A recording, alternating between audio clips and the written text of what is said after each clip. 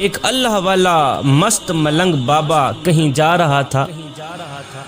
دوپہر کا وقت تھا، جاتے جاتے نیند کا غلبہ آنے لگا۔ راستے میں ایک درخت آیا، ٹھنڈی ٹھنڈی ہوا چل رہی تھی۔ بزرگ درخت کے نیچے کچھ دیر کے لیے سو گیا۔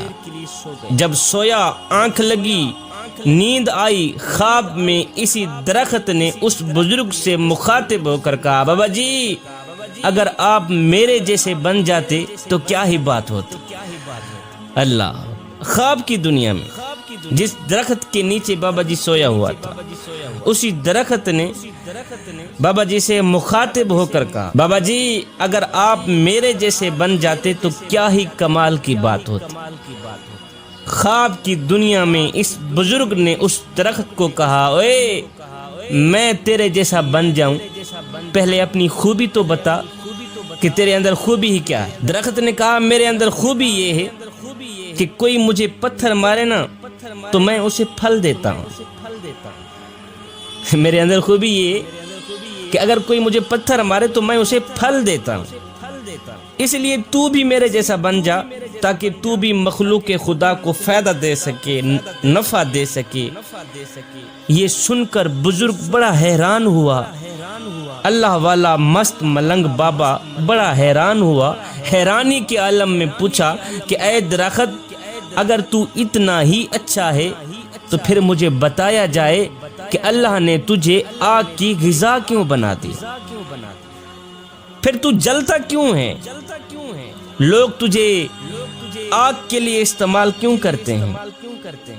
تیرے اندر اگر اتنا ہی کمال ہے تو پھر مجھے بتا کہ اللہ نے تجھے آگ کی غذا کیوں بنا دیا۔ یہ سن کر درخت نے جواب دیا، بزرگو میرے اندر خوبی کے ساتھ ساتھ ایک بہت بڑی خامی ہے، جس خامی نے میری خوبی کا ستیہ ناز کیا ہوا، جس خامی نے میری خوبی پر پانی پھیرا ہوا، اور اللہ تعالیٰ کو میری یہ خامی اتنی ناپسند ہے، اتنی ناپسند ہے کہ اللہ نے مجھے آگ کی غذا بنا دی۔ بزرگ نے پوچھا وہ کون سی خامی ہے؟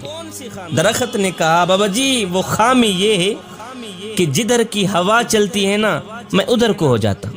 اللہ، بابا جی خامی یہ ہے کہ جدھر کی ہوا چلتی ہے نا میں ادھر ہی کو ہو جاتا ہوں۔ مطلب یہ ہوا کہ جدھر کی ہوا چلے ادھر کو ہونے والی چاہے جان والی چیز ہو یا بے جان چیز ہو، اللہ تعالیٰ کو ناپسند ہے۔ اللہ تعالیٰ اسے جہنم کا ایندھن بنا دیتا ہے، جہنم میں ڈال دیتا ہے۔ جوانوں، ہماری صورتحال بھی اسی درخت سے ملتی جلتی ہے۔ ہم بھی کچھ ایسا ہی کر رہے ہیں کہ جدھر کی ہوا چلتی ہے ہم ادھر کو ہی ہو جاتے ہیں۔ ہم نام لیتے ہیں حسین کا، نقل کرتے ہیں یزید کی۔ ہمارے اوپر کوئی بھی شخص 10 منٹ لگا دے ہم اسی کے ہو جاتے ہیں۔ مسجد میں نماز پڑھنے کے لیے بھی چلے جاتے ہیں، پھر کسی کے کہنے پر کنجر خانے میں بھی چلے جاتے ہیں۔ ادھر کو بھی پورے ہیں، ادھر کو بھی پورے ہیں، جدھر کی ہوا چلے ہم ادھر کو ہی ہو جاتے ہیں۔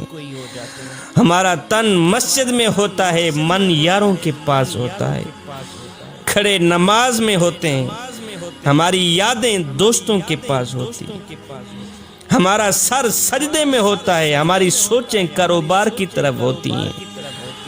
جوانوں، نماز میں بھی خالص بن جاؤ، رب کے عشق میں بھی خالص بن جاؤ۔ ادھر سے حضرت رابعہ بصری آ رہی تھی، ادھر سے ایک نوجوان جا رہا تھا۔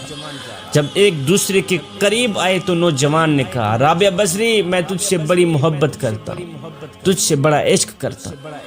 رابعہ بصری نے کہا، اچھا تو مجھ سے بڑی محبت کرتا ہے، عشق کرتا ہے؟ اس نے کہا، ہاں میں تیرے ساتھ عشق کر بیٹھا ہوں، میں تجھے اپنانا چاہتا ہوں۔ رابعہ بصری نے کہا، اچھا اس طرح کر، میری ایک بہن ہے جو مجھ سے کہیں زیادہ خوبصورت ہے، میں چاہتی ہوں تو اسی سے ہی محبت کر لے، اسی سے ہی عشق کر لے، اسی کو ہی اپنا لے۔